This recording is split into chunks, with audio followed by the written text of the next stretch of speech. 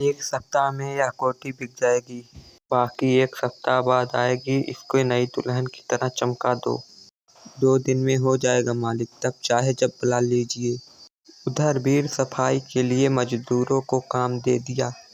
इधर यह सुविधा से कोठी में ही था। अचानक उन्हें ऐसा लगा जैसे कोई ऊपर वाली खिड़की के पास खड़ा है। उसे एक धुंधली सी परछाई दिखाई दी। उसने आंखें मलकर फिर से देखा, लेकिन अगले दिन वहां कुछ नहीं दिखाई दिया। ये क्या था? कोई वहम था क्या? हाँ, वहम ही होगा। अभी तो हम ताला खोले हैं, अंदर कोई कैसे हो सकता है? अरे वाह, तेरा सही है भाई। गांव में कोठी, काश कि हमें मिल जाए ऐसी हवेली। क्या फायदा कोठी का, ये तो फट्टू है। गर्लफ्रेंड का हाथ पकड़ने के लिए इसे परमिशन नहीं है। हाँ हाँ, बकवास बंद करो तुम लोग। मजाक छोड़ो, चलो काम करते हैं। आज रात उठी कोठी में चलते हैं, मजा आएगा यार, स्ट्रक्चर हो जाएगा। पागल हो गो क्या? वहाँ जाएंगे तो पापा जान के मार डालेंगे। क्यों डर गया? अरे भाई, मर्द बन मर्द। कब तक पापा से पूछकर सारी काम करेगा? तूने बोला था वो तो बिकने वाला है। हम लोग आखिरी बार उठा लें। ठीक है, वैसे मुझे छुट्टियों में कहीं जाने का मन था, तो यही सही, हम सब 2 दिन बाद निकलेंगे। कुछ देर बाद जिया का फोन यश के पास आता है। अब क्या मुंह फुलाकर घूमते रहोगे? यू नो ना कि मैं ऐसे अनकंफर्टेबल हो जाती हूँ। अच्छा बाबा, सॉरी, अब मान भी जाओ। मान जाऊंगा, लेकिन तुम्हें मेरे साथ वेकेशन पे चलना होगा। इस बार नो कहा तो सोच लो। ओके, चलते हैं। खुश? एक दिन यश अपने दोस्तों के साथ कोठी पर निकलता है। अरे, ये दिया का नाटक फिर शुरू। मैसेज आया है, उसके पापा आ गए हैं। वह हमारे साथ नहीं चल सकती। कह रही है हम निकल जाए, वे डायरेक्ट पहुंच जाएगी। अरे भाई, अब वो नहीं आएगी, मूड मत खराब कर। दोस्त कोठी में पहुंच गए थे। जैसे उसने अंदर कदम रखा, वही मीठी खुशबू फिर से हवा में फैल गई। लेकिन इस बार खुशबू पहले से ज्यादा ही गहरी थी, जैसे कोई उसके बहुत करीब खड़ा हो।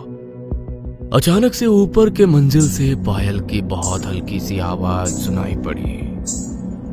आवाज सुनकर यश का दिल जोर जोर से धड़कने लगा। कौन कौन? जवाब में फिर हवा चली। और खिड़कियों के दरवाजे आवाज के साथ खुल गए। अरे भाई, ठंड के साथ कुछ ज्यादा आवाज है यहाँ। बंद करा हूँ, अपने आप एक दरवाजे कैसे खुल गए? शाम ढलने लगी थी और आसमान में गहरा अंधेरा फैलने लगा था। यश, मनोज और किशोर आंगन में महफिल जमाकर बैठे थे। सामने एक छोटी सी मेज पर शराब की बोतलें और स्नैक्स से भरी प्लेटें रखी थी। आज तो मजा आ गया यार।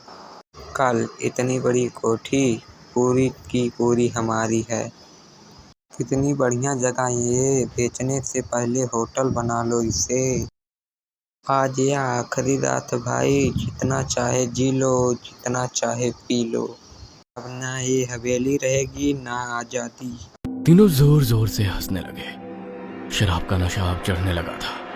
तभी अचानक यश की नजर ऊपर हवेली के लंबे गलियारे की तरफ गई। वहां अंधेरे में एक लड़की का साया दिखाई दे रहा था। उसके लंबे बाल और आंचल हवा में लहरा रहे थे।